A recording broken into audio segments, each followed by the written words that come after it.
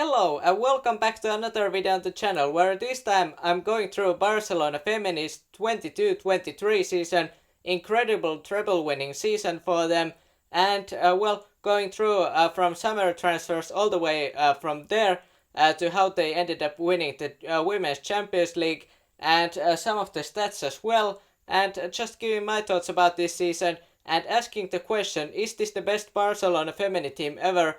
Or even best Barcelona team ever, and that would be a bold statement because of course 08-09 Barcelona treble winning team there for the men, that was quite impressive season. And of course last year they technically, the women's team, they technically won the treble but they didn't win the Champions League, and statistically they were actually better, so it could be hard to argue, but I'm trying to maybe get some points why this Barcelona Femení team could be better than those. Barcelona lost important players during the summer transfer window of 2022, for example Hermoso and Liike Martens, as well as longtime defender Leila Wahabi, but it would be an understatement if I said that they just replaced them with good players, because, well, to be honest, some of those signings, they were just great, and Lucy Bronze, Kira Walsh being, of course, now the record player, or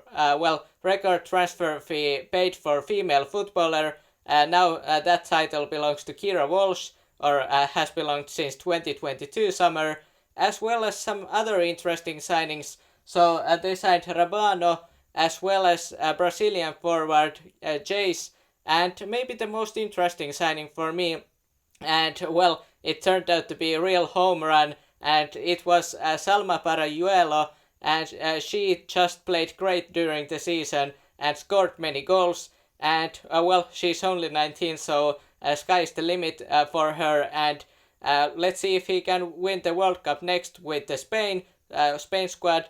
But going through after those transfers, the season, it was great, and those signings, they played a big part.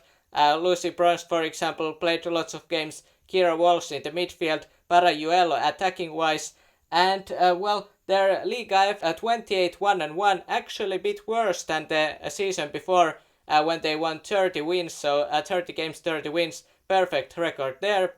And goal difference, 118 goals, 10 allowed, and that was worse as well, so maybe considering those, their season was maybe a bit worse actually than the season before. But they won either way, 10-point difference to Real Madrid's female team, and they also won Supercopa, and they won 3-0 there, and that was against Real Sociedad. Aitana Bonmatí scored, as well as Osho Ala. Barcelona didn't actually win the Copa del Rey like they had season before, because I believe the player was Chase Ferreira, and I believe she should have been suspended from that game, but played anyway, and that's because Barcelona, even though they won 9-0, they were disqualified in the round of 16.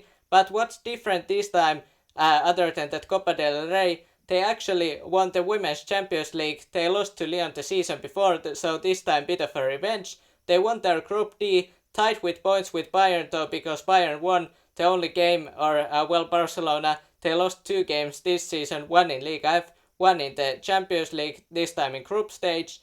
And then they faced Roma in the quarterfinals. They beat them 6-1, but it was only 1-0 after the first leg, and Salma Parayuelo scoring an important goal there. Who knows if that had been 0-0, maybe it would have been more difficult for this Femení team from Barcelona.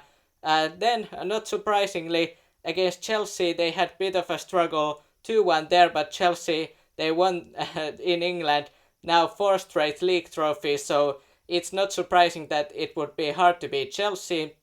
So 2-1 there, and important was that Caroline Graham Hansen scored 2 goals there, the Norwegian star, and she was back. She had some injuries during the season, worth also mentioning, if I didn't mention it already, Alexia Putellas, she was injured for most of the season, so that affected this Barcelona display as well, and who knows, maybe they would have been better, but it's impressive what they managed to do without Putellas in the lineup throughout the season. And then, Putellas, she was there didn't play that much in the final, I believe, against Wolfsburg, but they beat them 3-1, and of course impressive comeback after 2-0, being 2-0 down at halftime, and then they come back 3-2. Fridolin Rolfö, who had a great season, scored the winning goal there.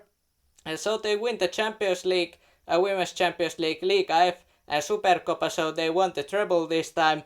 And that's one of the reasons why it could be argued that this Femení team is one of the best ever Barcelona teams. Goal scoring wise, it was not even close. Oshoala led that category for Barcelona Femení with 27 goals. Parayuelo third with 15 goals. But what was impressive season for her, and it was Aitana Bonmati, 19 goals and most assists, 22, 41 goal contributions. And I do believe she probably should win the Ballon d'Or this time out. She has been close sometimes, or at couple times. Maybe this could be her year. And some other assists worth mentioning. Tied second place with 11 assists, Guyarro and Caldente as well. And this Barcelona team, 44 games overall this season, 40 wins, 2 draws, 2 losses. So great record there. But I do believe this could be one of the best Barcelona teams name-wise. And obviously they were missing some key players.